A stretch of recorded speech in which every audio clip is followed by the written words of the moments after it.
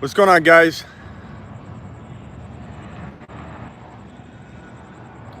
Here to talk fantasy football with you. I'm out and about. Thought I'd do a little mobile live action with you. Here to talk trade negotiation, talk about Josh Jacobs signing with the Oakland Raiders on his rookie deal. What does that mean? What's going on, baller? Let's talk about Jacobs first and foremost. News today that he signed with the Oakland Raiders. Love to know what you guys think about Josh Jacobs. Will he be a top 10 running back as a rookie? Will he be a top 10 running back for the future? Is he a potential bust? What's going on, Beach? My opinion on Jacobs is this, and I've said this a number of times, said this all over.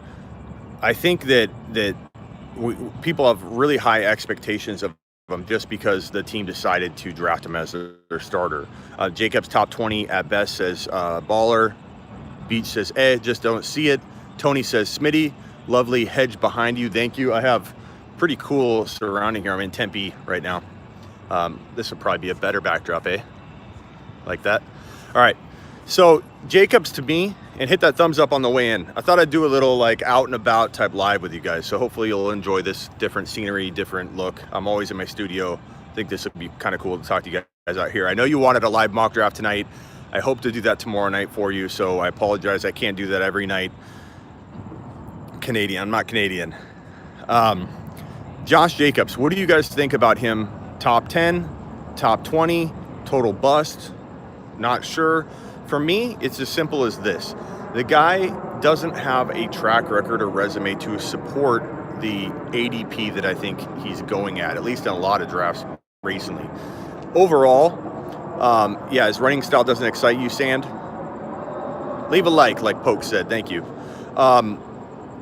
Damian Harris was the better running back in college at Alabama. I know everybody loves Jacobs. They love his size, and his size is pretty exciting. But you're looking at a player that, in Damian Harris, that was more productive. He was a higher prospect by a lot of scouts, in a lot of scouts' mind heading into January, February. Then Jacobs started picking up steam because people loved his size. Since 2000, first-round running backs averaged 284. So the workload, I think, will be there in Oakland. The question is, will he stay healthy? Will he get good yards per carry? Will he be efficient? Will Oakland stick with him? Will Oakland go with a committee?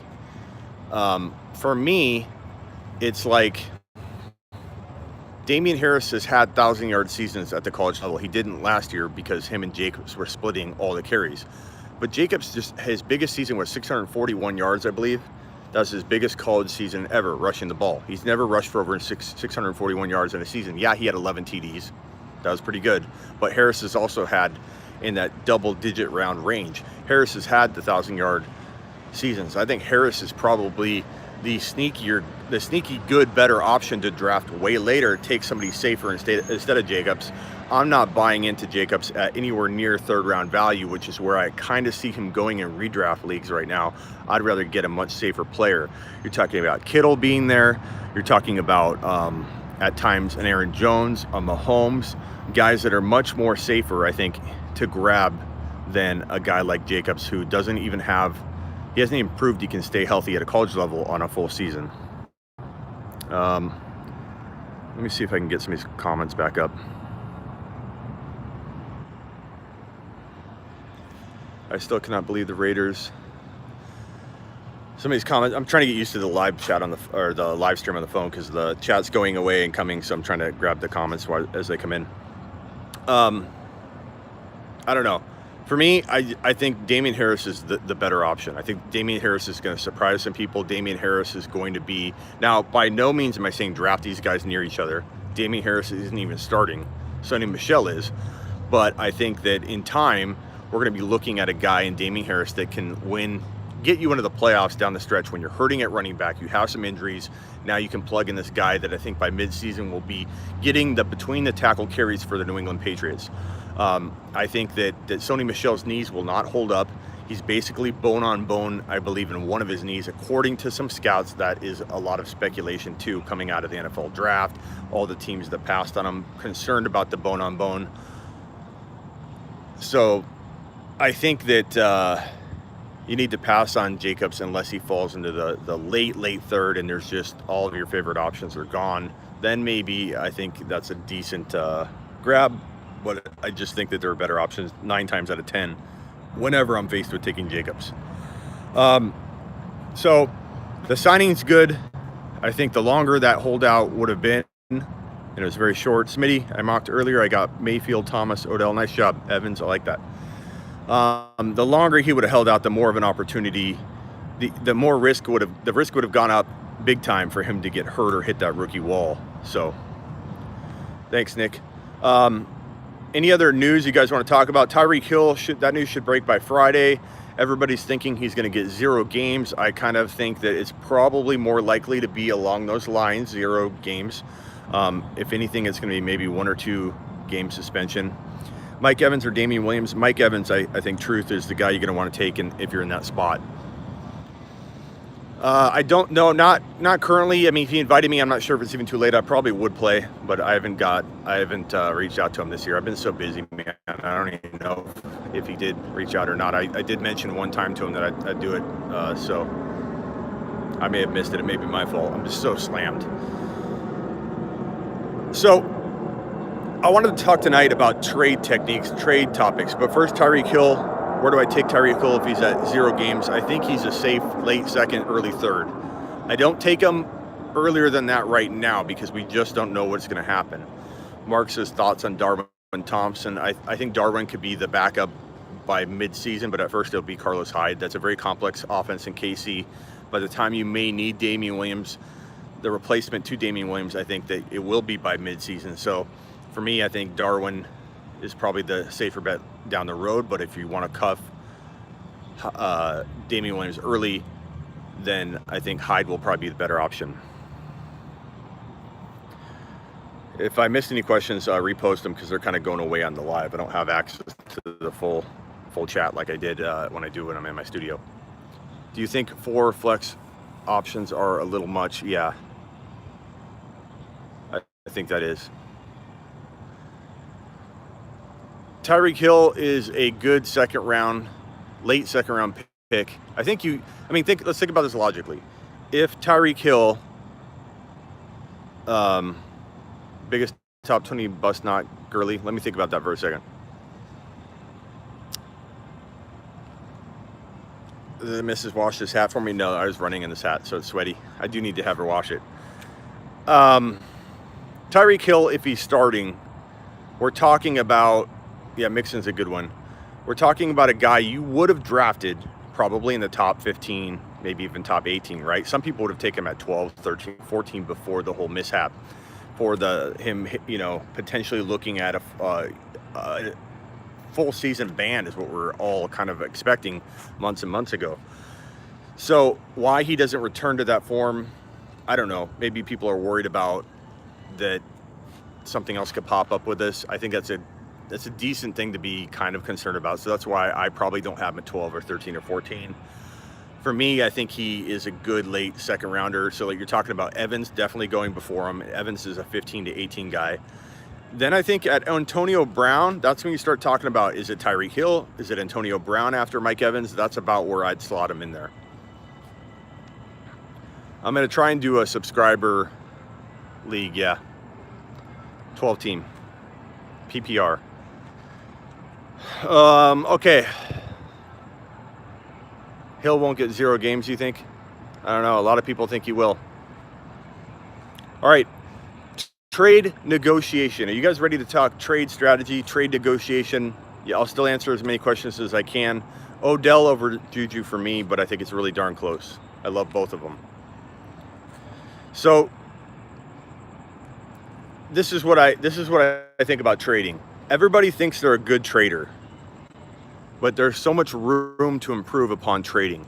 I have a degree in psychology, and I a lot of times I feel use some of that skill set to do trade negotiation, trade tactics, stuff like that. I think that a lot of people they ignore how important it is to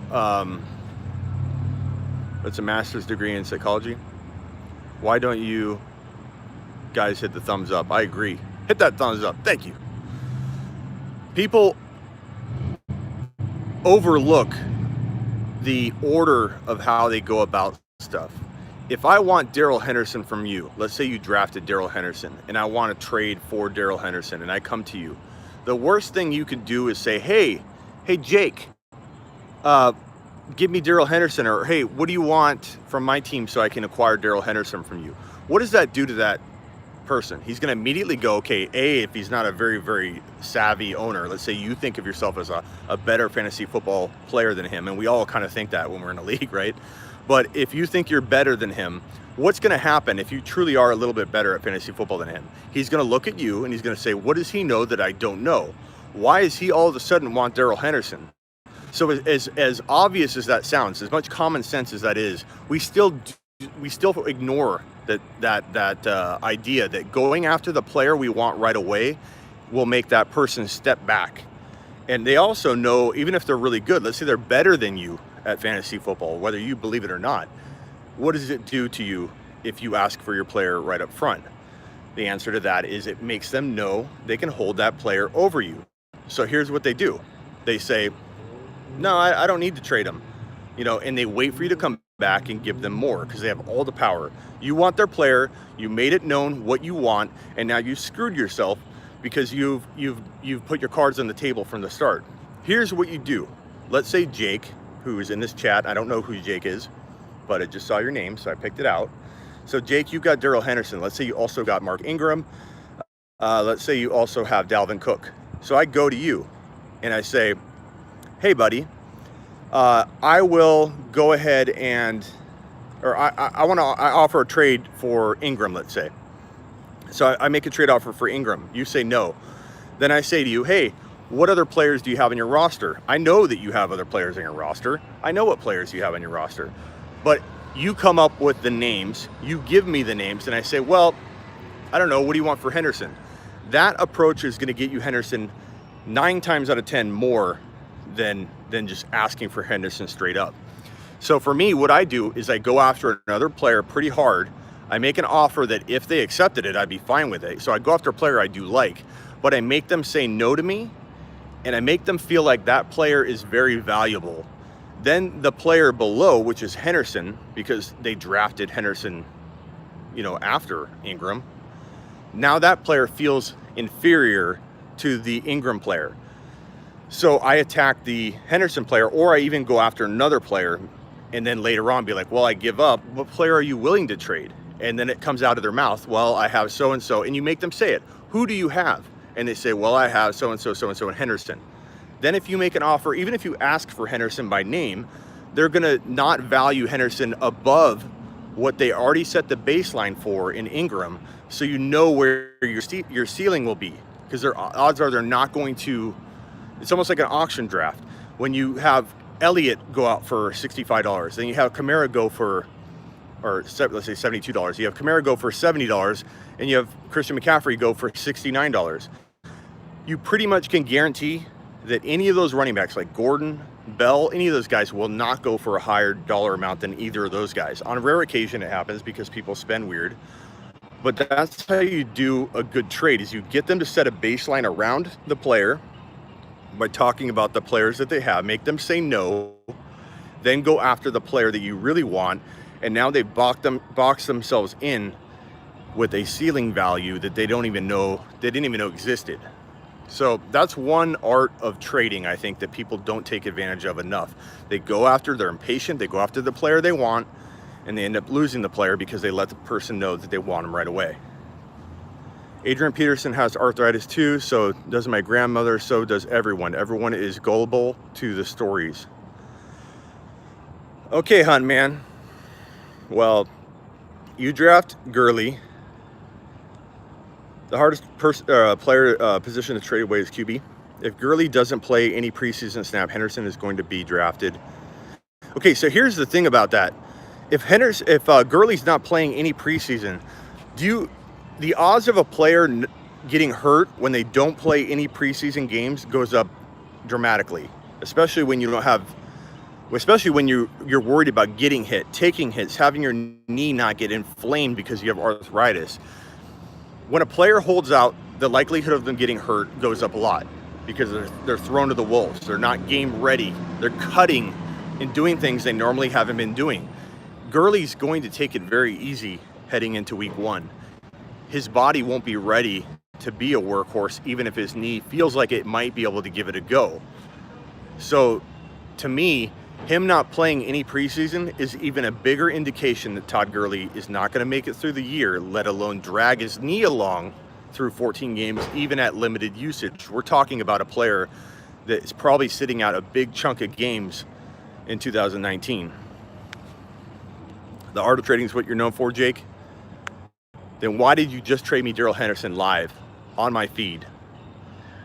Instead of saying Gurley, can you just say Burley? Why? So that's one tactic for trading, guys. Go after a player that you're okay with getting.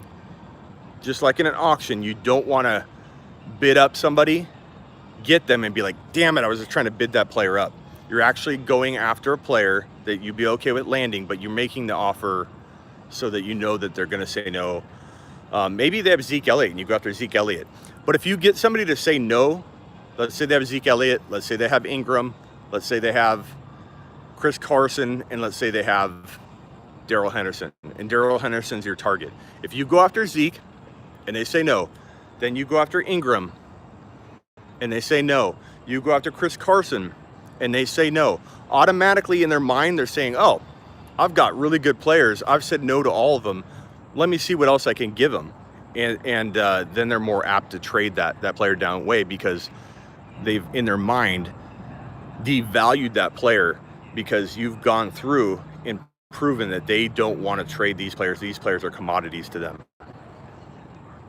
I missed the question about Julio. Repost it if you want. Jalen Samuels, Henderson, Hunt, Montgomery. I'd be fine going wide receiver heavy and Mahomes. Oh, sorry, I didn't ask. Ask that question again, Sand, or whoever asked it. Huntman, ask it again because I'm only seeing like one or two at a time and the chat goes up. So I'm not trying to ignore your comment.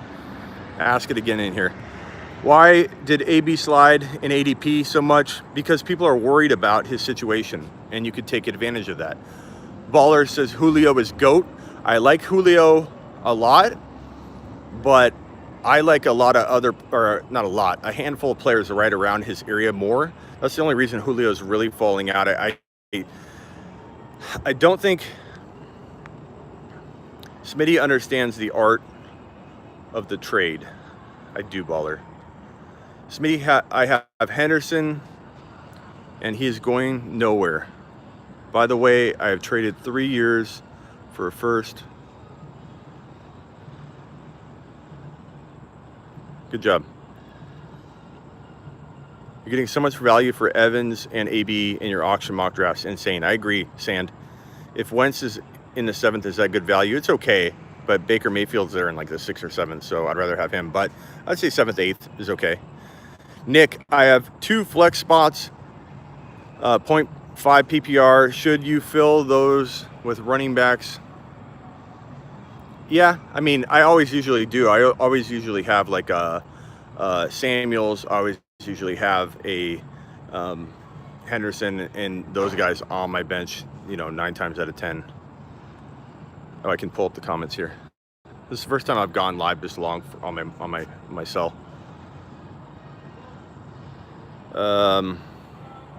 Safest late first round pick. Late first round, Mike Thomas, very safe. Probably the safest late first round pick because he's falling into the 2nd, so I know he's there in a lot of 1.12 picks. Huntman says, I don't think the preseason matters anymore. Julio put up 1,707 TDs. I worry a little bit about injury with Julio. At what point does that foot come back to hurt us? Sorry, I'm covering the camera. Kamara or Elliott? Kamara. I like AB.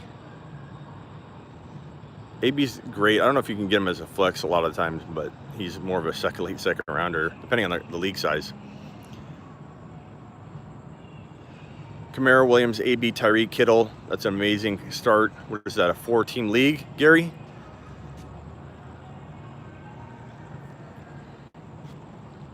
All right, ask questions, guys. I'm here to answer your questions, but I'm also here to talk a little bit of trade. James, if I missed your question, ask it away. Or was it I forget who asked it, but I didn't see it. Wasn't a question, Smitty, or I'm not touching Julio. I agree with Smitty, Sand says. And it's not that I'm not necessarily touching him. Go ahead and ask Nick. I just don't like him as much as the players around him. So I wouldn't call it like I'm predicting bust. I'm just factoring in everything. Yeah, you could say, and I admit this, you could say that Odell Beckham Jr. is a bigger injury risk than Julio. You can say that. I'm banking on him staying healthy this year because he's happy. He's going to work hard. And honestly, I don't even know if he was as hurt at the time when he was acting banged up, at least. I mean, he went out for the year for some stuff, but Smitty, who wins this trade, Zeke and Landry side or Dalvin Cook and D Hopkins? Dalvin Cook and D Hopkins, I think. That's a weird looking trade though. For some reason, mentally, you're like, damn, so loaded on one side, and then Cook's still that good though. Hopkins and Cook, I think I would take for sure, actually, thinking about it. For the auction price, Julio is going $15 more than AB. I like AB then, in that case, I do. If I'm gonna save $15, I could plug that into a running back and upgrade them into a stud. People are usually scared to trade in my leagues.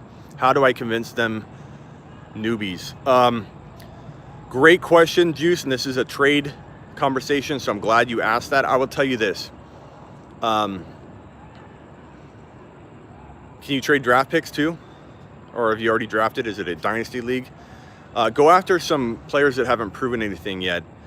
That's probably going to be your best bet. If you start going after hot commodities, newbies are going to be afraid to trade them. But if you go after somebody and try and do a package deal that kind of dilutes the value a little bit, or the meaning of the trade. So if you're going after one guy and you do like a 2 for 2 or a 2 for 3, throwing in extra players oftentimes will get a newbie to make a trade they normally wouldn't make because they feel like they're getting something by having an extra player. So if you can trade like 2 for 1s and go after players that haven't yet reached their potential.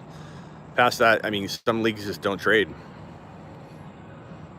Nick, how would you fill out your 2 flex spots, wide receiver? Nick, it's always best player available, man. I can't tell you a strategy. My flex spots usually a running back, but it all depends on what I've done in the flow of the draft. There's literally no way to predict what your team should look like on that. It's best player available every time. Carry on, Sony, David Montgomery. David Montgomery by a lot, and then I'd say carry on after that, and then a space in between, and I go Sony. But I think definitely go Montgomery. Montgomery by a whole round or a round and a half. And a lot of people might disagree with me because they like carry on, but Smitty, after Kelsey and Kittle, who do you like? I'm not taking Ertz because he's going too high. I like David Njoku. I've made that known. Hunter Henry's pretty good. Jared Cook's pretty good. Those are all pretty good options.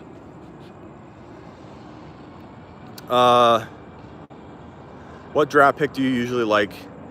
Honestly, I want to draft more from the 12 spot and 11 spot this year. I haven't had an opportunity to. I keep getting like the 3 and 4 pick overall, which I love. And I've been plenty happy with that.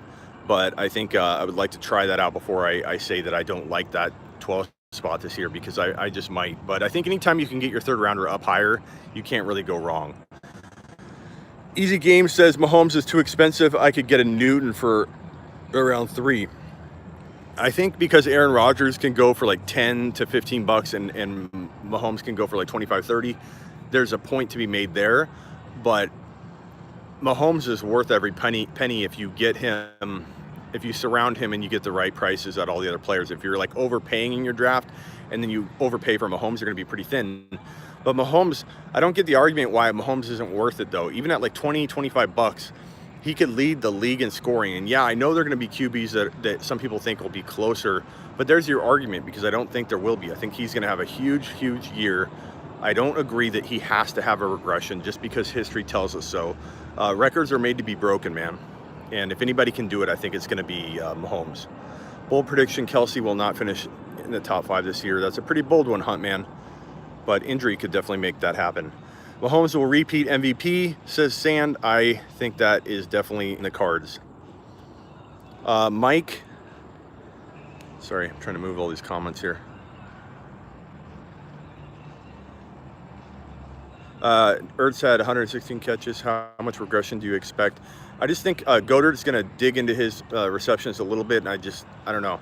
I'm just call it a gut instinct or whatever, but I just don't want to pay the price that Ertz is going at. I've seen Mahomes go for, this is from James, go for 20 to 25 in auction mocks. I mean, honestly, I pay $20 for Mahomes. If I'm paying $12 for, and I'm not saying you can't get good deals at $6 and $4 and $5, but if you're paying $12 for a top 5 or 6 player, I'm easily willing to pay another $8 for a Mahomes. Andrew Luck #1 says Alpha. He could. Why haven't you talked about tight end Darren Waller or Mark Andrews? Talk about them. They're decent. I mean, for a late grab. Screw it. I'm getting Breeze at $1. If you can get Breeze at $1, that's pretty damn good. And I like that. I like that move. Depends on your league. Depends on the flow of the auction. Some people will still pay $10 for a Breeze. Sometimes you get them for $1. If you get them for $1, then that's a great move. Difference is Newton will score 100 points less than Mahomes. That's your opinion, and if you are correct, then we'll see. Darren Waller, I think Newton Mahomes can score. So that's your opinion in favor of Mahomes. I think he could score more than 100 more. Steal for 20 Mahomes, yes, I agree. But there's something to be said for waiting too. So whoever's saying that waiting, again, I say this all the time. I feel like I'm a broken record with it. That I feel like I've said this exact phrase over and over. But waiting on a QB isn't bad. Grabbing a QB early also isn't bad. So it's quite funny how people think that if you go with a QB early, it's making a grave mistake. It's not. Waiting on a QB is okay. They both can work. Darren Waller finishes top 5, says Protector. I like Waller, but that's a little high. We'll see. I mean, people think my Njoku one is high, so I get that. That's fine. And the other thing I don't understand, and it doesn't bother me because I have thick skin, but why people think that if they disagree with you, that like their opinion is automatically right. Like I hate that. It's funny, and again, I have thick skin, but it's funny when someone gets on here and goes, "Thanks, Tony, I appreciate it." Tony with the super chat. You do a lot of dynasty and need more help with trading techniques. Please continue on that. Okay, I will in a second. Great job, Tony. Let me finish this one thought, which was that, what was I saying? I always forget. Somebody remind me what I was saying. I do this a lot. I go on so many freaking tangents. I never prep for any of my shows because I literally, one topic will turn into 15. You got a question, Alshon? Breakdown news, top 5. Oh, I think we're talking about top 5 tight ends. Oh, I don't know. Whatever. Post it if you guys remember. Tony, trade tactics. 2-for-1s are the easiest way to improve your team. Build that depth, especially in an initial draft. So sometimes the best trading occurs with somebody that went running back heavy in the very beginning and acquired like the Kareem Hunts, the Jalen Samuels, the Benny Snells, the Damian Harrises, the Darrell Hendersons, the Alexander Madisons, the Ollisons, the running back for the Falcons. All of these guys, Calvin Ridley or Mike Williams, I take Calvin Ridley 10 times out of 10.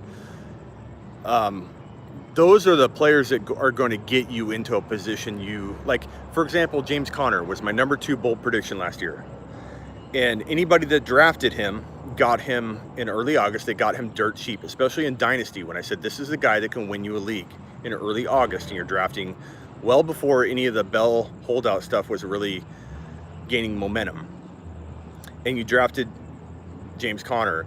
You could have traded James Conner and got an Odell Beckham Jr. You could have traded James Conner and got yourself a Mike Thomas. That's how you get that extra player and dominate your league for years and years to come. So Tony, the answer is to get as many of those players that can hit that home run for you in a trade, not just impact your lineup, but look at Jalen Samuels as a penny stock. Look at Damian Harris as a penny stock. Look at all these guys as these penny stocks that have a high probability of turning into dollar stocks. Honestly, that's the key. That is the key to building a dynasty, because you can't go get anything unless you have something to offer up. And if you don't accumulate through the waiver wire, through trading, going ahead and drafting some of those big name sleepers and stashing them on your bench, if you don't see that Justice Hill has a lot of sleeper potential now, while Mark Ingram still talked about it, and I like Mark Ingram, but if you don't see that Justice Hill has potentially top 10 running back appeal for the future, and you don't go get him now, then you're missing out on a potential opportunity that he turns into a second round value type player that you can go then turn. Look who you can get in the second round right now. You can get in the second round Mike Evans. You can get Dalvin Cook. You can get Pat Mahomes later. Imagine taking nothing and turning it into Pat Mahomes for your team. Imagine taking a guy that you drafted in the second round and you trade him for a Mike Evans. If you don't accumulate a lot of those home run hitting people on your roster, you cannot acquire those extra players on your team. And without those extra players, how are you going to build? So for me, you look at any one of my dynasty teams, I am loaded with running backs. Running backs are the key to trading into a monster dynasty team and turning that dynasty team into a nice rebuild team. Alpha, is that help, Tony? I know that sounds like some common sense, but people don't apply it all that well. Damian Williams was an unrestricted free agent in 2014 and has been backing up his entire career. I don't see him. You're not sold, Alpha. Okay, so Alpha, you have a good argument. There's no question about that you have a good argument. The problem, though, or not problem, but the one thing I would say to refute that is that Damian Williams was in Miami, okay? Because nobody's going to do well in Miami. No one's going to do well in the situations he's been in. So I don't blame him. He's older, so I don't know that he has a ton of dynasty appeal. But at the same time, there was no running back, maybe depending on the stats you look at and the way that you're analyzing the data and everything, but he was in the top 1 to 2 to 3 overall in his 6-game span, including the last 4 games of the season. And then if you want to extend that into the playoffs, the last 2 games, that 6-game stretch is better than pretty much anybody, where he scored 10 TDs off 6 games and had over 100 yards a game in that span. You could say that he's not going to hold up, but the last time we saw him play, he was dominating and doing very, very well for the Chiefs. They extended him, and on top of that, it's a very complex offense that he knows well. So if he stays healthy, there's very little chance Hyde or Darwin Thompson are going to take the job from him, because the complex offense is just going to be too much for them. So if he stays healthy, Damian Williams is practically he's more protected than anybody really thinks, than they know, because they don't realize how complex that offense is. He even went on and did an interview where he said that the offense was so complex, he still doesn't know it all. And they're easing him into a lot of the plays, and they have certain plays designed for him, and there's certain limitations that even he has, not because he can't run every route or he can't perform everything that they want. He is so complex, he even admitted he's still learning it to this day. So for somebody like Darwin Thompson to come in, it's going to be a lot harder to pick up that offense than people think.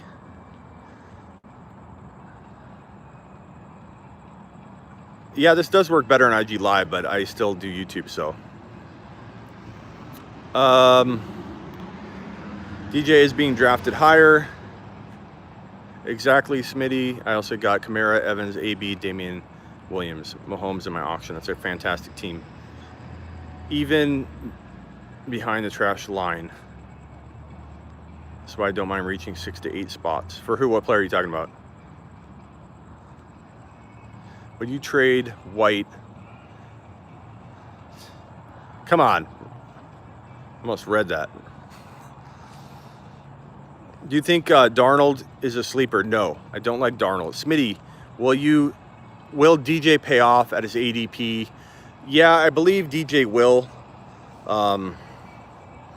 because I think he is, if he stays healthy, which is the big risk, but I think that offense is going to be much improved and give him tons of rushing lanes. I think he's going to be really, really good in 2019 if he's healthy. Wide open rushing lanes, wide open receiving lanes. He's going to have a big, big year in that very spread out attack. I'm really liking.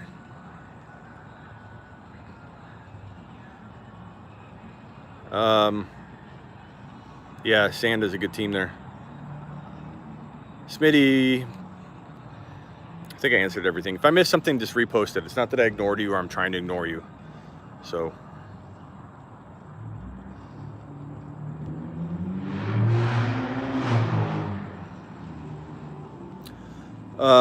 Will Derek Carr, Matt Ryan, and Big Ben all finish as the top 5 this year in TDs? Why would Derek Carr finish as the top 5? No way. Big Ben, maybe. Matt Ryan, maybe. There's a lot of people competing for that, though, so I would not call that a lock by any means. Why don't I think Ertz will finish top 5? Or that's why you think Ertz won't. Sorry, that's Hunt saying that. I think Ertz will finish top 5. I wasn't reading that for me.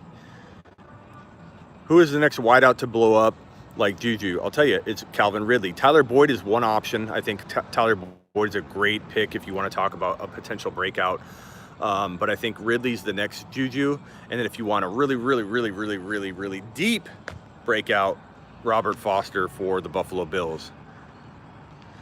Derek Carr had a better 5-year start than Big Ben, says Huntman. I think Carr will do okay.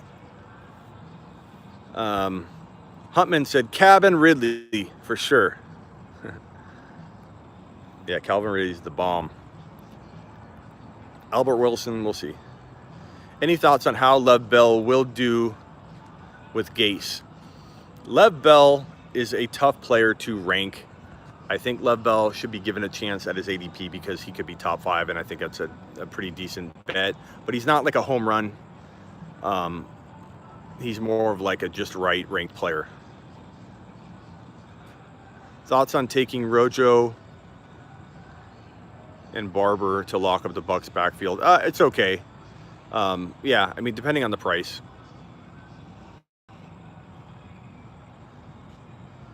Hit the thumbs up, guys. We got 50 people constantly in the room and only 23 thumbs up. It really helps the channel. If you like the content, if I'm helping you at all, please do me a favor, do me a solid and hit that thumbs up. Also, if you guys can go on iTunes and give me a review and write something, that'd be awesome. Give this man a thumbs up, says Sand. I do all these lives for you guys. I need your help. I want to get this channel going 10 to 2 every day. I want to be live 10 to 2 every day for you guys. Or I might even do a poll as to which time frames work best. Maybe you guys want a night show. I don't know. But, you know, like an evening show or a 4 to 7 or something like that. Or that might be a little long. Yeah, 4 to 7 I could do. So I want to do that kind of show every day for you guys. But I need to get there subscriber-wise. How to start with that is for you guys that have already subscribed, hit that like button so that people know I'm live right now. The more likes I get, if I get 50 to 100 likes right now, then more people are going to jump in, know about the show. This puppy's going to grow. I'll get the sponsorships that I need. I'm already working on one that I should be announcing very, very shortly. It's pretty much done. But the more sponsorships I get, the more this show is going to take off. Sans, Smitty, I'll get on the live with you. It's about time AZ put on the map. Baller, I'm staying clear of Bell. I don't blame you. Aaron Jones or Freeman? Aaron Jones over Devonta Freeman, man. Aaron Jones is ripped. He's ready to go. He's going to tear it up in 2019. I freaking love Aaron Jones at late third round value. I don't know if I want him climbing in the second because then it starts presenting that is he going too high dilemma. Texas represents football, not AZ. Get out of here, protector. No, you're right.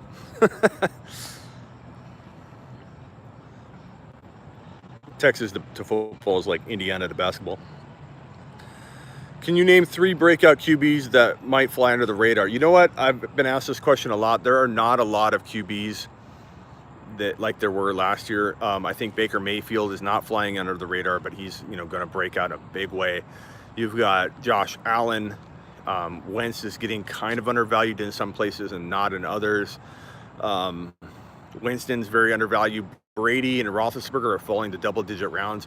This is more of the year where the veterans and guys that are already proven are undervalued, not so much the breakout. I'm trying to think off the top of my head. There's another QB or two that Kyler Murray. Kyler Murray's going to break out. I think he's going to have an amazing rookie year. So past Murray and Mayfield, which everyone sees Mayfield kind of coming, not as much as I believe he'll. I think he's going to drop top 3 QB numbers. Alpha, this channel will definitely grow. Give it time, because one of my favorite fantasy channels overnight. Thank you, Alpha. I'm definitely giving it time, bro. But I'm just saying, you guys can spread the word, hit the thumbs up, tell people. Even if you don't want to tell people in your direct league, you could pull up to a stoplight with a guy with a football license plate and be like, "Sleeper, you bitch." Or at the fantasy football show, bitch, and see what he says. I can swear because it's late. That's maybe why we need a late show. I'm gonna skip through some of these comments. Nathan Peterman. This guy loves Odell, which shows me he's smart, says Truth. Absolutely. Are you talking about me? Because I love Odell. Or are you talking about somebody's comment? Smitty, just jump in and do your 10 to 2 show. Get the views you need after. No, I can't jump in yet to do that because I have a lot of other stuff on my plate that I can't let go of, bro. And that's talking about like content writing and all that.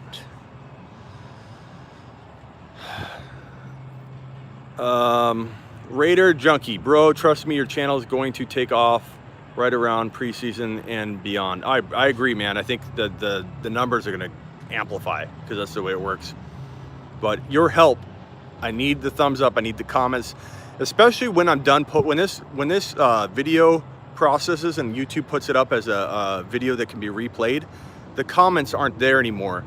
So please come back and ask a fantasy question. Tell me you love the show. Tell other people that you love the show. Ask me something. I need that in order to get, that's also part of the interaction. So comments are huge after the live is published. So please come back. Mike Williams ended the first, or Mike Williams, and wait, read that again. Hoff is your smartest viewer, says Baller. Why? What did Hoff say? Jake 1.03. Elliott, Evans, Mahomes, what do you think? Elliott, Evans, Mahomes, love it. Don't listen to any haters saying you made a mistake with Mahomes. I'd have to see who was there because I do like Damian Williams. I do like George Kittle, and then Aaron Rodgers in the 4th, or Baker Mayfield later. But I still think Mahomes, you could make that work and crush it, my man. I would love to see projections from the so-called experts last year and see how they ended up. Tony, you still there? Odell will bust. No, he won't, Huntman. Let's be honest. Odell has some major injury risk, no question about it. But he also has the potential, I think, to, if he's healthy, absolutely blow everybody out of the water and have like 15 TDs in that offense. He's never had the kind of talent he has now throwing him the football. I can't wait to see what Odell does with that. Joe Mixon is good, but his ADP is too high. I agree, Alan. I do not like Joe Mixon in 2019, not at the cost. One of my biggest bust candidates for 2019, given that you have to take him in the 1st round. Way too high. Baker showed great arm strength put near Odell. Yeah. Because Giovanni Bernard will be implemented in that offense per... Yeah, Bernard could get, 8 to 10 touches a game. Your thoughts on Jarvis Landry? Is he worth his ADP? Landry is a... Where's his ADP right now? I'd imagine it's in like the 6th or 7th or 5th or 6th round maybe. If you know the answer to that, toss it out because it may have changed. Whoops. Who are your top 3 or so must-have handcuffs that everyone... I'm going to do a handcuff show really soon on YouTube, so get ready for that. But I'd say Darrell Henderson's obvious, yeah. Number 2, God, I don't have anything in front of me, so I'm going off the top of my head, and I know I'm going to be like, damn. A couple that I think are very important to throw out. I don't know that I'd rank them in this order yet. But I think, Alexander Madison is a very, very important handcuff. The Hyde and Darwin Thompson one's pretty important. We don't know who's going to be the backup yet. I think Jalen Samuels and Benny Snell are probably the second most important after Henderson. There's a lot of handcuff situations that I actually like in 2019. And I don't handcuff everybody. I don't think that's wise, but I think there are opportunities where the handcuff would come in and be, near elite, or some of them would be elite. Foreman might, who knows if Foreman's going to end up being the starter at some point. So if, you want to call him a handcuff, he's a decent prospect. But Kareem Hunt is probably maybe second or third. You could look at Samuels as the second. I think Henderson's the first, or if you want to say Todd Gurley is the best handcuff in the league. To Darrell Henderson, that could also be the case. Wonder your thoughts about schedules and how you personally draft. I don't look at schedules as much as other people unless it's a brutal schedule. If it's like, they're like 12 against the run and I'm picking a running back that's going against the 12th hardest schedule versus like the 18th, I'm not really factoring that in because defenses change from year to year based on last year's stats, so it's hard to even predict that. Odell is a diva, through, though you have to be worried about he won't be the focal point of the offense. He's fine. Odell's so happy. He's going to be happy. He's going to be that guy on the sideline that we've never seen before where he has like 40 yards and he's just happy as can be, smiling because they're winning games, dude.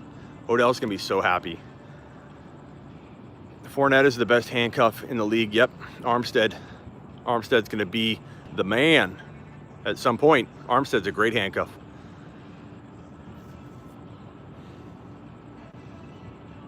Hill, Hardman, Jake, that is one of the first times I've ever thrown a handcuff out for a wide receiver ever. The only other wide receiver handcuff I've ever really thrown out, I don't think I've ever done that before.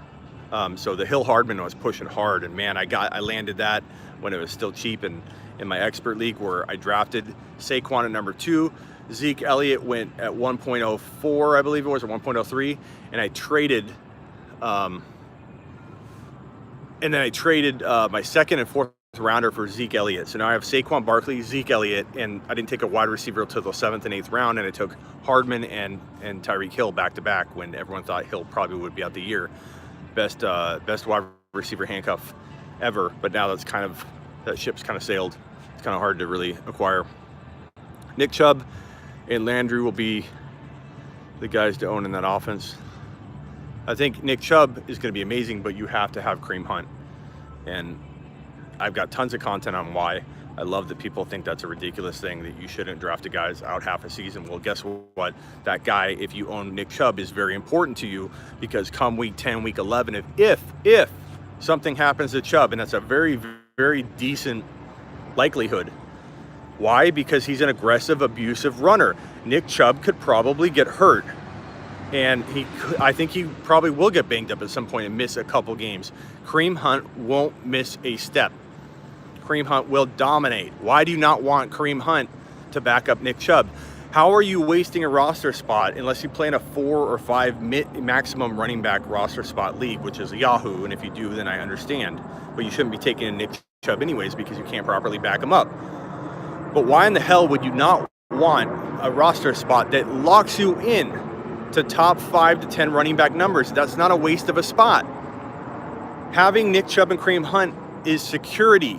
It's not wasting a spot. After he comes back, let's say he's playing week 11 and he doesn't even play week 10. Week 11, 12, 13, 14, 15, 16. 6 weeks is still very important. The most important is 6 weeks of the fantasy football season. And you're telling me that you don't care about Kareem Hunt? Let me tell you, the people talking about that, you know who those people are? The people that miss Kareem Hunt, didn't get to draft him, and now have to say that because they're so pissed off they don't have Kareem Hunt. Let me tell you something else that's been on my mind. I'm not saying that I am a Donald Trump voter or not a Donald Trump voter. I'm not that dumb to say that right now in public. Okay? But speaking to him winning, people didn't see it coming, right? People didn't see Donald Trump coming. You know why? Because the only people that were vocal were the people that were hating on him. The people that wanted Donald Trump to stay quiet. And again, I'm not picking sides here. I don't want to do that. But what I'm trying to talk about is the process. The people stay quiet that wanted him to be president, right? So nobody knew the real temperature and the real polling going on was not legit polling because we didn't have the right data, right? Same thing is going on with Pat Mahomes. Pat Mahomes is going to make fantasy football great again for a second straight year. But guess what people are doing? They're acting as if it's crazy to take him early. Nobody's doing it, right? Why the hell is his ADP in the third round? Why does Pat Mahomes have an ADP in the third round if it's crazy to draft him in the third round? I'll tell you why. Because people like the Trump voters were scared to tell people they were Trump voters. The people that are Pat Mahomes drafters are scared to talk about it because everybody's ridiculing them. But come draft day, people are going to take Pat Mahomes in the third round, and his ADP is true. It's so funny when people talk about how no one's doing this, that everyone knows taking him in the third round is dumb. Then why does he have an ADP in the third round? Don't draft based on last year's results. I agree, Sand. You always draft based on what you project. Stop talking about him. We're trying to drive Pat Mahomes stock down. True. Gurley sucks this year, says Protector. Gurley is going to, I like Gurley as a person. He's an amazing person and he gives back to his community. People all the time tell me that, God, you're a Gurley hater, Smitty. Why are you such a Gurley hater? I'm not a Gurley hater at all. I like the guy. I'm in the prediction business. I'm in the pattern recognition business. I'm in the advice business. And what I see is writing on the wall that says Todd Gurley has little to no shot to make it through a full season at even remotely worthy stats to warrant his ADP, which is still in like the top 22 to 25, which is too high, way too high. And you could say, oh, but I can cuff him to Henderson, Smitty. Probably not, because now the Henderson stuff, and I like to think got a little bit to do with Darrell Henderson's stock being almost ridiculously high.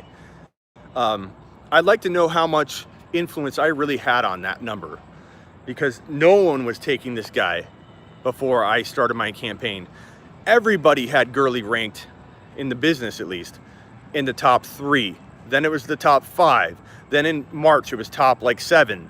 And then I went on podcast after podcast talking to everybody about how Gurley's going to drop. And now look at him at like 3.01 in a lot of cases. Huntman says in capital letters, Smitty, why is nobody talking about Kyle Rudolph? I don't know. He's okay. Who's the kid behind me? Where? No kid behind me. Maybe earlier. Jordan Reed could snap back. Maybe. He's got the talent. Smitty, Mixon or Chubb in the second PPR? Terrence, you don't know my content if you're asking me that question. Nick Chubb, top 5 to 10 running back if you pair him to Kareem Hunt.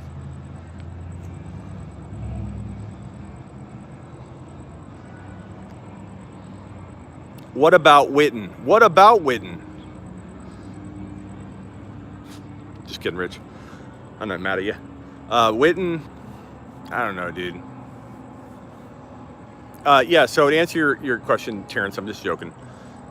It's not like you see every single thing I'm doing. I'm just joking around. But, Rich, I would say that Kareem Hunt, to me, has top. I'm sorry, Kareem Hunt. God, I'm tired. I got like bags under my eyes. I haven't slept at all this week. Creating content for you guys on sleeperu.com, getting ready for the fantasy football season. We got Poopsie in the house. What's going on, Poopsie? Witten, God. I don't know, as like your backup's backup, maybe? He'd be pretty good, like in a 27-team league. Thank you, Rich. Is Tony still here? Tony, I might do a mock draft tomorrow. Big aloha from Hawaii. Robin. I love Hawaii. Robin, are you here? I want to talk to you about an island in Hawaii that almost killed me. You wouldn't have the fantasy football show today if I just fell a different way in Hawaii. This wouldn't be here. The fantasy football show would not exist because of Hawaii. I almost died in Hawaii. And Robin, we'll talk about it if you're here. I got a beef with one of your islands, man. This hat is dirty. It's my sweaty hat. I didn't think it would show up that dirty on here. Holy shit. Okay, so Robin, I forget what beach it is, but in Hawaii, the Mokulua Islands, do you know those? I think that's what they're called. The Mokuluas, right? They're kind of near Waikiki Beach, I think, or maybe they're off of Waikiki. Do you know the Mokuluas? The Mokes? The Moke Islands? I think Penny is going to end up starting, says Terrence. I like Penny. I don't take Chris Carson. I think Penny's a much safer option. God, my neck hurts from doing this live like this. Okay, so the Mokes. Sam, do you know about the Mokes? Or are you looking it up online? The Mokes, the Moke Mountain. There are two mountains a mile out, I believe on Waikiki Beach, I forget. But they're about a mile out. They're two islands side by side. One's a little smaller than the other. There's a little bit of space in between. Robin, yeah, the Moke Islands where you go surfing or something. So if you go to the Moke Islands, and I was, I'm a person from freaking Arizona, in the sun. We have the freaking Grand Canyon, and then we have a couple lakes, and it's like 119 degrees. I go, this tourist over to Hawaii, to the Mokes. My brother and I, we were about, 18 or something. We paddle out there on these paddle boats. We get to the Moke Islands that are a mile out of Waikiki Beach. And a mile out, you're not talking about waves anymore. You're talking about ocean swells. I'm 18. What the hell do I know? I'm learning the presidents of the United States, not freaking geography and wave aerodynamics. So, I'm not a scientist at this point, right? So I'm out here paddling out. We get to this island, huge island. For being these tiny islands out there, they're big. They're like the size of like a Target. So we hike up this mountain that's like maybe 3 or 4 sizes high of a Target. We get to the other side, and we're standing there at the very edge of the other side facing the ocean swells, not knowing that the tides are gonna, change, and that swell is gonna come closer and closer. So we look at this wave coming, and this wave comes up, and I see turtles or fish and crap, and I'm like, wow, that's cool. And it comes down and crashes right into the mountain. Well, eventually the swell kept moving, and we're 18, we don't know anything. And a swell just completely took us off the top of the Moke Island, because the waves at the front of the Mokes go over the island, swept us off the side, and I almost hit, I fell off and almost hit on this jagged area, and we got caught on the side. Our shirts got caught, saved our lives. Anyways, dumb story about how I almost died there. Hanging on the side of an island on this cliff that's 2 or 3 targets high, I would have died instantly. Rather have Zeke than Barkley, says Terrence. I agree. You can't get Mahomes, then get Luck. I think you guys are having some side conversation. Wish I could help you, but I don't know the details of it. I've been to Smitty, can't believe you almost died there. Yeah, we were so dumb. We just had no idea. We're just sitting at the front of the Moke Islands, the front of it, facing, the ocean swells, watching them go higher than us. The ocean swells would go higher than us, higher than 2 or 3 buildings, Target height. And for some dumb reason, we thought the swells would stay in the same place because, we're freaking like 17, 18 years old. And here's the swell moving toward us that's going higher than us, and we're seeing turtles and fish in the wave. And we're like, look at that, look at that wave over there that's way ahead, taller than the mountain, and it just freaking swept us off the front. And I think they didn't have signs up yet saying, come to this island at your own risk or whatever. I found my sandal on the other side of the ocean where the boat was. I wanted to go around and interview some people. Let's see if we can find some people to interview and ask fantasy football questions too, because there's all kinds of drunk people around here. Barkley, hit the thumbs up, guys. We got constantly 40 to 50 people in the room, and we still have 39 thumbs up. Please hit the thumbs up. If I'm giving you any value at all, if this show is entertaining at all, please hit the thumbs up and help me get this channel up there. Let's go find some drunk SOBs and ask them some questions.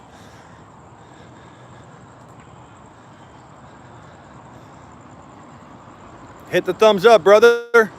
Thank you. DK Metcalf versus AJ Brown. Long term, I like AJ Brown more, but DK could get better opportunities this year, believe it or not. Give me some questions to ask some drunk people.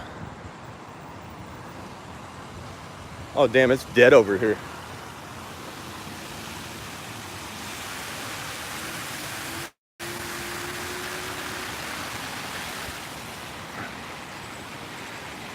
No suspended. Tyreek Hill is a late first rounder. I'd say second rounder. I'm okay with. I'm still not spending a first rounder on Tyreek yet.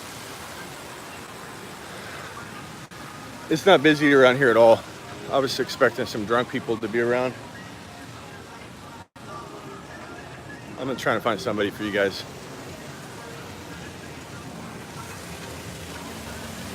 Jump in the pool. It's actually not a pool.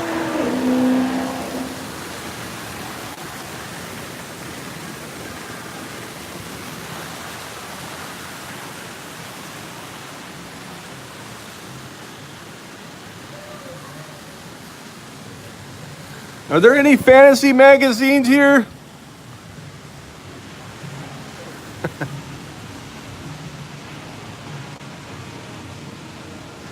Should we go look at a fantasy magazine? Oh, they're closed.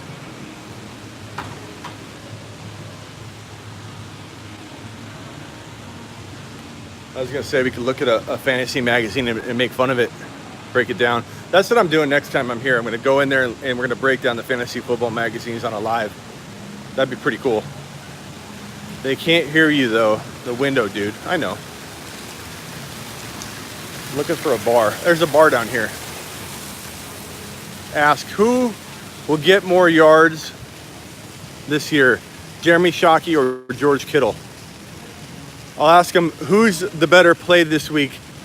Who's going to score more in 2019, Gronkowski or Aaron Hernandez? Oh, too soon? Talk fantasy football, public library. Big facts. The answer to that question is maybe. Gronk could come back, but we could say the answer to that question is the exact same. They're going to score. They're going to tie in 2019.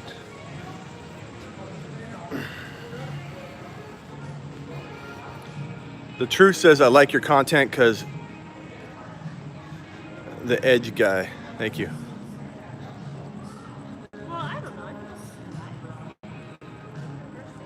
I'm a normal dude. I'm kind of normal, I guess. Thank you. Miss Smitty doesn't think I'm normal. How many yards and TDs would easy?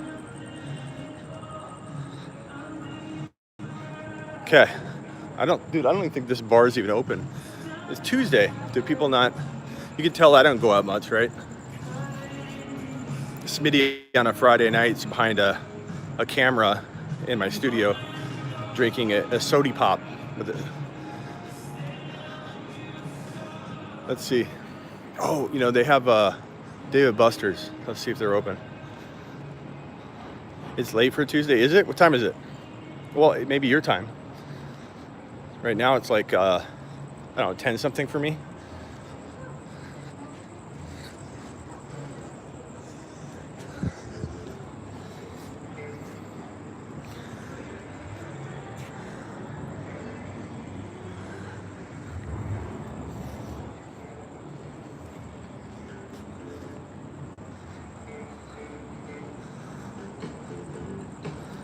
Huh. Maybe I should go up there and give a no Todd Gurley speech on that stage. Right there. Let's cross these guys.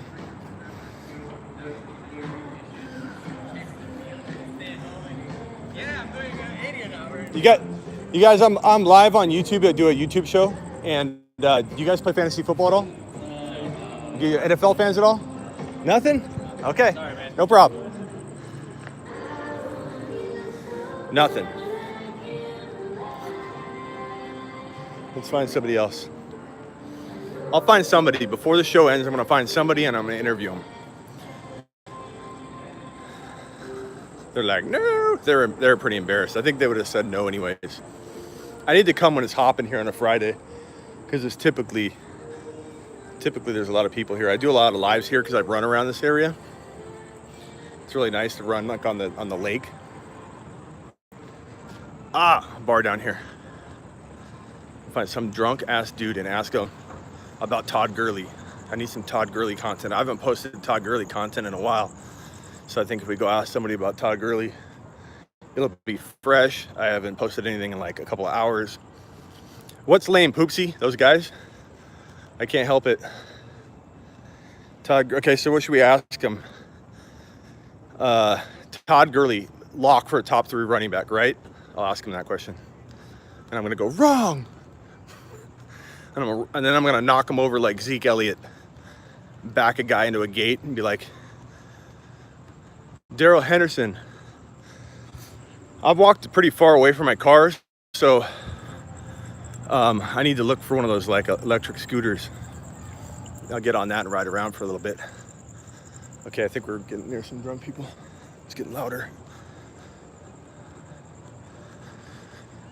I'm gonna be, is it Todd Gurley you're thinking, guys? I'm thinking Todd Gurley.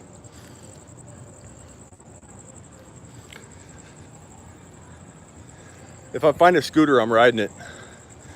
Just so you guys know, I'm doing a 24-hour, who was here for my 24-hour straight live stream? Did you guys, Nick was there for it. God, there's nobody here. I'm doing that again. So in August, I'm going to do a 24-hour live stream. I'm not exactly positive on the date, but definitely doing it again. And I'm going to travel around. I'm not going to stay in my studio the whole time like I did last time. Last time was it was fun, but hold on. I was looking at some people that if I see anybody wearing like a Cardinals shirt, it'll be a little easier. A little easier to find a football fan, I think, by looking at the apparel. God, this place is dead. Maybe I just need to go running.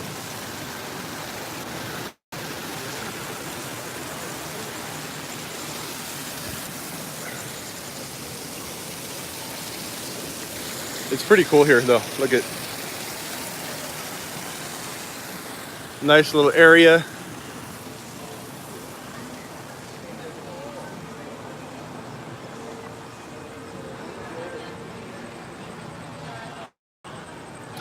Ask, how will Juju do without AB this year? We should ask how AB will do without Juju. Dude, this is like the only like big like bar area where there'd be a drunk dude to ask a question. And I think it's closed, which is weak. Actually, it's not closed.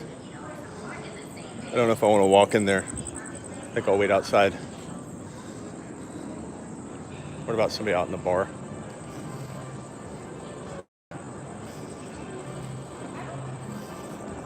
Okay, I'm gonna let you guys look.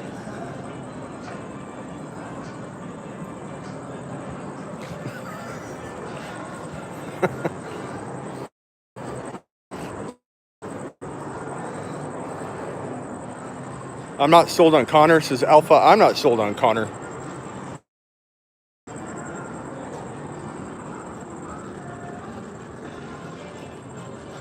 I'm not sold on Connor at all.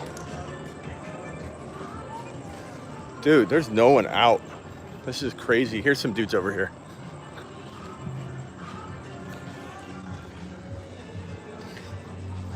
There we go. Connor and Mixon, neither. Neither, bro. Neither.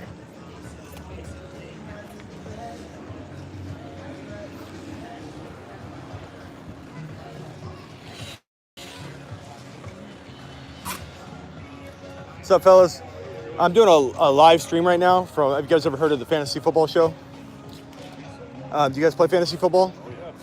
Can I interview you guys and do some fantasy football questions? Okay. You can find this on YouTube at The Fantasy Football Show. Just go to youtube.com/The Fantasy Football Show. Where do you guys consider yourselves like experts? Do you consider yourselves like novice, maybe magazine drafters? I'm not an expert. We've done it for Okay. What do you think of Todd Gurley this year? Bust. Why? Okay, that's good thinking. Who? Okay, so what about you? Now he's gonna say no, Todd Gurley, right? I would take that risk. Okay. After last year, yeah. Where do you take the risk? Well, I mean, His ADP's definitely put him in my first couple rounds. okay. So you take him in the third. That's not crazy. His ADP's falling into the third round now, which is becoming a little more reasonable. But one of the biggest things I'm known for are bold predictions. I'm on CBS Sports Radio. I don't know if you guys ever hear the Red Zone. Oh yeah. Okay, so I'm Smitty. I go on there with Russ Bliss every Tuesday. Okay. So have you ever heard that? Yeah. Okay, so I'm on there all the time. Call in. We started up here in a little bit. But I'm Smitty. Russ has run the show for 23 years, the longest fantasy football radio show in the world. And I've been on it 15. One of the things that I'm known for dropping the bold predictions on there, and one of the biggest bold predictions I've had is that Darrell Henderson is going to be the next Alvin Kamara, and he's the backup to Todd Gurley. So you guys are on point there. What do you guys think of these guys? They want to know a couple sleepers. So I have, and as you can see here, let me show you. We got 48 people in the room right now. So it's a pretty active show. So they want to know some sleepers. First of all, what's your first name? You don't have to give out last names. First name and a sleeper. I'm Kate. Okay, give me a sleeper. You can think about it if you need me to come back to you. Yeah, come back. Okay, sleeper. And first name? James, okay. Go with Kyler Murray, I like it. Kyler Murray, guys. Kyler Murray from I'm sorry, what? James. Sleeper. I'm going David Johnson. Okay. Well, he's not quite a sleeper, but like bounce back candidate, that's a good one. What about somebody that's like a couple rounds later than that you would call a sleeper?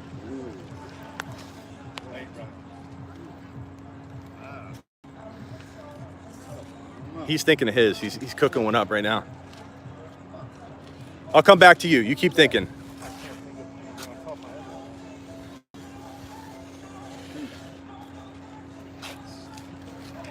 Or bust, and you can come up with whatever you want. If you want to talk about like a guy to just buy into that you're really excited about. I like Kyler Murray. That was a great one. I think Kyler Murray, and I'm from AZ, but I'm really pessimistic about the Cardinals all the time. But they've made some good moves to cut bait with Rosen right away and just say, hey, we're changing directions. Freaking fantastic.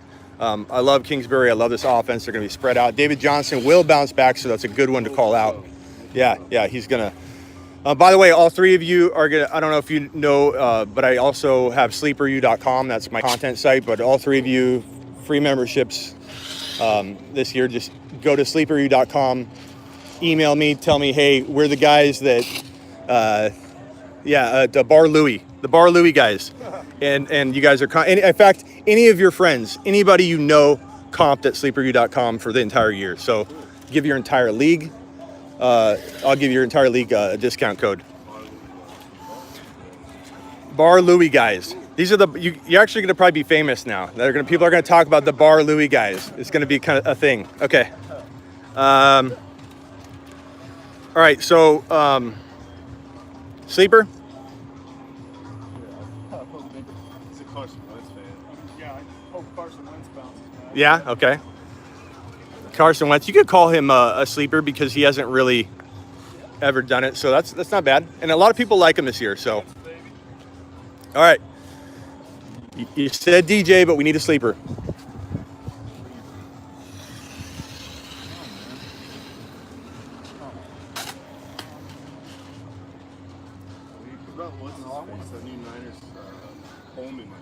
Tevin Coleman. Tevin Coleman could be pretty good.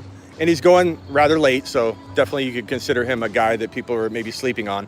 And my site, sleeperu.com, it's like Sleeper University in a sense. There's different levels of sleeper. You can have a big name sleeper. I'm not all about like, oh, you got to pick a guy no one knows about. So I'm okay with Tevin Coleman being called a sleeper.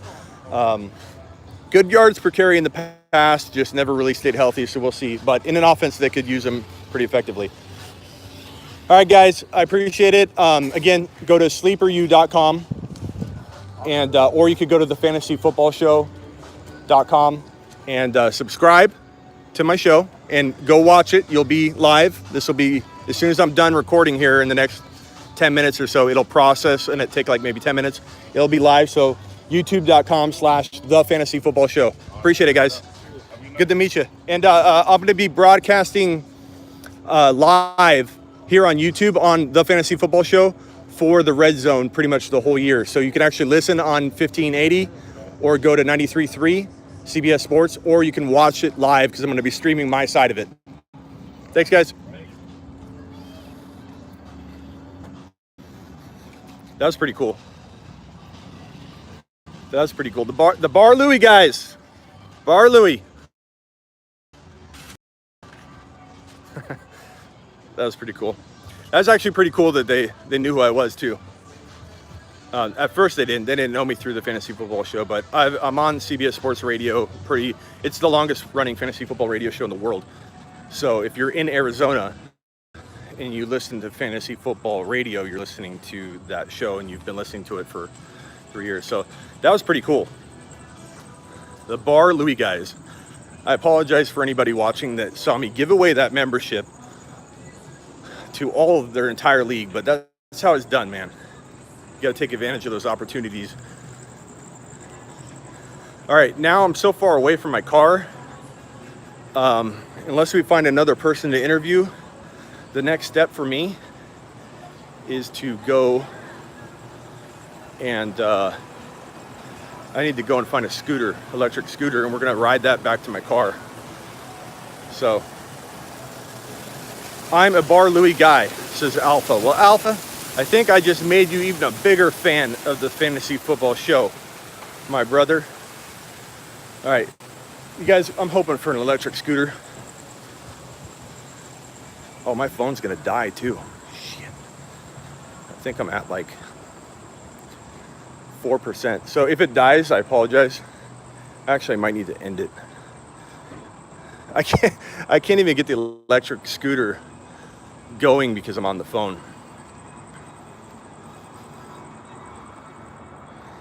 Let me see real quick. Check my phone battery. I'm at like 5%. I might have to end it. I could go running. I probably should end it and go running. Can I run with the phone? Let's see. No, I don't think that'll work. That'll be hard. All right, guys. Well, I appreciate you watching. I don't see another electric scooter yet. That was cool. Fun interview. Good show. Thanks, Savvy. Comment. So when this processes, comment, because all these comments are gonna, be in the live chat option. But the way YouTube works is the more interaction, the better. So if you guys are liking, commenting on this, once it processes, the show is going to get bigger and bigger, and more people will know me when I run into them, like those guys at Bar Louie. So thanks, guys. Appreciate you. You make the show. You guys are the show. I'm here for you. I work for you. And I'll see you next time. Subscribe, like, talk to you later.